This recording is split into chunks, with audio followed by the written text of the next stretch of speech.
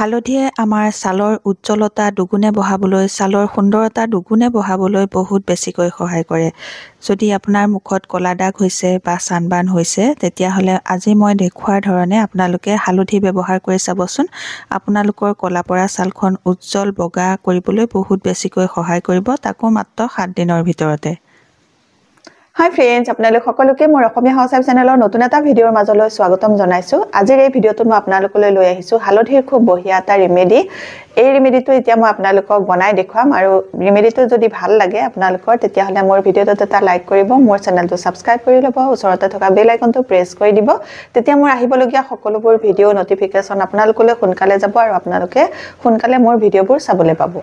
তে আহক ভিডিঅ'টো ষ্টাৰ্ট কৰোঁ। আজিৰ এই হালধি ৰেমেডিটো মই আপোনালোকক দুটা ষ্টেপত দেখুৱাম। তাৰে এতিয়া মই প্ৰথম ষ্টেপটো আৰম্ভ কৰিছোঁ।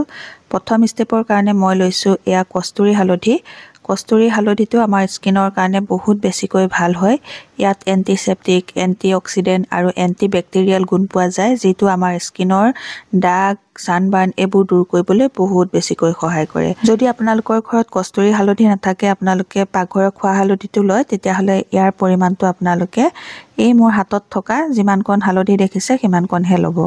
মই কস্তুৰী হালধিৰ কাৰণে ইয়াৰ পৰিমাণটো অকণমান বঢ়াই লৈছোঁ, কাৰণ কস্তুৰী হালধিৰ ৰংটো কম, বেছিকৈ ৰং নধৰে। আৰু এতিয়া মই এয়া কস্তুৰী হালধিৰ লগতে এচামুচৰ জোখাৰে কেঁচা গাখীৰ ল'লোঁ।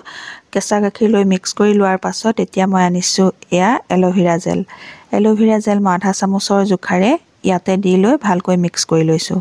ভালকৈ মিক্স হোৱালৈকে মই এতিয়া মিক্স কৰি ল'ম। এয়া মিক্স হোৱাৰ পাছত এইটো তৈয়াৰ হৈ গ'ল খুব বঢ়িয়া এটা হালধি ৰেমেডি। এই ৰেমেডিটোৱে প্ৰথমতে আপোনালোকে স্কিনখন ক্লিন কৰিব লাগিব। এতিয়া তৈয়াৰ হৈ গ'ল এইটো ফাৰ্ষ্ট ৰেমেডিটো। এইটো প্ৰথমতে মুখত লগাই ল'ব লাগিব। ফাৰ্ষ্ট ষ্টেপটোত আপোনালোকে হালধি এইদৰে ব্যৱহাৰ কৰিব। এই হালধিয়ে আপোনাৰ স্কিনখনত শ্বাইনিং বঢ়াব আৰু আপোনালোকৰ স্কিনখন চাফাও কৰি দিব। মুখখন চাফা কৰিবলৈ আপোনালোকে ফেচ ৱাছ ব্যৱহাৰ নকৰি হালধি এইদৰে ব্যৱহাৰ কৰিব। আপোনাৰ স্কিনৰ উজ্জ্বলতা দুগুণে বাঢ়িবলৈ সহায় হ'ব। আপোনালোকে মুখত ভালকৈ লগাই লোৱাৰ পাছত 2 পৰা 3 মিনিট ধুনীয়াকৈ স্কিনখন মাছাজ কৰিব। 2-3 মিনিট মুখখন ভালকৈ মাছাজ কৰি লোৱাৰ পাছত এখন কোমল ভিজা টাৱেল ল'ব। এই ভিজা টাৱেলখনেৰে মুখখন ভালকৈ মুচি পেলাব আৰু তাৰ পাছত দেখিব আপোনালোকৰ স্কিনখন ধুনীয়াকৈ চাফাও হৈ যাব আৰু স্কিনৰ উজ্জ্বলতাও বাঢ়িব। মুখখন ভালকৈ চাফা কৰি লোৱাৰ পাছত আপোনালোকে ছেকেণ্ড ষ্টেপত হালধিৰে খুব বঢ়িয়া এটা ফেচ পেক লগাব লাগিব। আৰু এই ফেচ পেকটো বনাবৰ কাৰণে মই প্ৰথমে লৈছোঁ এয়া হালধি। হালধিটো মই কস্তুৰী হালধি ব্যৱহাৰ কৰিম আৰু আপোনালোকৰ ঘৰত যদি নাথাকে কস্তুৰী হালধি, খোৱা হালধিটোকে ব্যৱহাৰ কৰিব। মই আগতেও কৈছোঁ, খোৱা হালধি ল'লে আপোনালোকে ইয়াৰ পৰিমাণটো কমাই ল'ব। এতিয়া কস্তুৰী হালধিৰ লগত মই এচামুচ পিঠাগুড়ি মিক্স কৰিছোঁ। হালধি আমাৰ স্কিনত পৰা ক'লা দাগ, ছানবাৰ্ণ এইবোৰ দূৰ কৰাৰ উপৰিও আমাৰ স্কিনত পৰা বলি ৰেখা, বয়সৰ চাপ এইবোৰ দূৰ কৰিবলৈও সহায় কৰে। আৰু এতিয়া মই এয়া দিছোঁ নেমু ৰস আধা চামুচৰ জোখাৰে। আপোনালোকৰ যদি স্কিনখন বেছি ড্ৰাই বা চেঞ্চিটিভ, তেতিয়াহ'লে আপোনালোকে নেমু ৰস নিদিব। নেমু ৰসৰ ঠাইত আপোনালোকে বিলাহী ৰস অকণমান দি ল'ব। নেমু ৰসটো দি লোৱাৰ পাছত মই ইয়াতে দিছোঁ আধা চামুচৰ জোখাৰে মৌ। মৌয়ে আমাৰ স্কিনখন উজ্জ্বল কৰিবলৈ সহায় কৰিব আৰু স্কিনখন হাইড্ৰেট কৰিবলৈ সহায় কৰিব।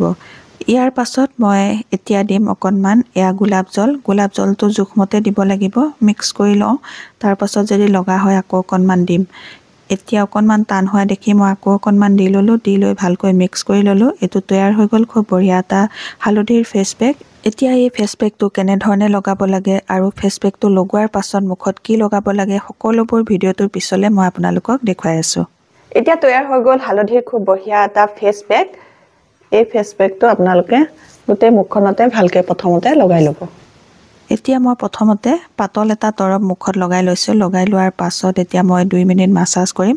এনেকৈ ফেচ পেকটো লগাই মুখখন মাছাজ কৰি দিলে মুখত লাগি থকা যিবোৰ ডেড স্কিন চেল সেইবোৰ দূৰ হৈ যাব।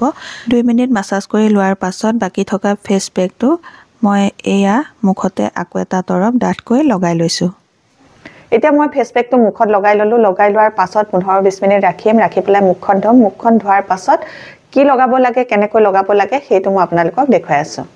20 মিনিট পাছত এতিয়া মই মুখখন ধুই ল'লোঁ। মুখখন ধুই লোৱাৰ পাছত আপোনালোকে যেতিয়া স্কিনখন চুই চাব, স্কিনখন খুব কোমল কোমল লাগিব, ধুনীয়াকৈ নিমজ হৈ যাব, স্কিনখন চাফা হৈ যাব খুব ধুনীয়াকৈ। ইয়াৰ পাছত আপোনালোকে কি লগাব সেইটো মই এতিয়া দেখুৱাইছোঁ। আৰু এই ৰেমেডিটো আপোনালোকে সপ্তাহত 2 দিনকৈ ৰাতি শোৱাৰ আগত ব্যৱহাৰ কৰিব। মুখখন ধুই লোৱাৰ পাছত আপোনালোকে প্ৰথমতে অকণমান গোলাপ জল ল'ব গোলাপ জল ধুনীয়াকৈ মাসাজ কৰি মুখত লগাই ল'ব গোলাপ জল লগাই লোৱাৰ পাছত মুখতে গোলাপ জলখিনি শুকাবলৈ দিব নুশুকুৱালৈকে আপোনালোকে আৰু একো নলগাব যেতিয়া গোলাপ জলখিনি ভালকৈ শুকাই যাব শুকাই যোৱাৰ পাছত আপোনালোকে নিজৰ যিটো ময়শ্চাৰাইজাৰ সেই ময়শ্চাৰাইজাৰ লগাব আৰু এই ময়শ্চাৰাইজাৰটো মই নিজে ঘৰতে বনোৱা হয় আৰু এইটো সদায় মই ৰাতি খোৱাৰ আগত মুখত লগাই শুওঁ আৰু এই ময়শ্চাৰাইজাৰটো মই কেনে ধৰণে বনাইছিলো তাৰ ভিডিওটো আপোনালোকৰ লগত শেয়াৰ কৰিছিলো আপোনালোকে মোৰ ভিডিওত গৈ চালে পাব এই ভিডিওটো আপোনালোকে সেইদৰে বনাই ৰাতি খোৱাৰ আগত মুখত লগাব পাৰিব আৰু বহুতে মোক সুধি আছিলে মই মুখত কি ছানস্ক্ৰীন লগাওঁ আজি মই আপোনালোকক দেখুৱাইছোঁ এইটো কিউভিয়া বুলি কয় এই ছানস্ক্ৰীনটোৱে মই লগাওঁ এইটো মই বহুত বেছিকৈ ভাল পাওঁ এইটো ছানস্ক্ৰীন SPF 50 PA++ৰ হয় আৰু ইয়াৰ ৰিজাল্টটো মই বহুত ভাল পাইছোঁ আজিৰ এই হালধিৰ ফেচ পেকটো ইমানেই আছিলে যদি আপোনালোকে এই ফেচ পেকটো ভাল পাইছে তেতিয়াহ'লে মোৰ ভিডিওটোত এটা লাইক কৰি দিব মোৰ চেনেলটো ছাবস্ক্ৰাইব কৰি আপোনালোকৰ ফ্ৰেণ্ডৰ লগতো ভিডিওটো শ্বেয়াৰ কৰি দিব আজিৰ এই ভিডিওটো মই ইমানতে সামৰিম নতুন এটা ভিডিওৰ সৈতে আপোনালোকৰ মাজলৈ আকৌ আহি আছোঁ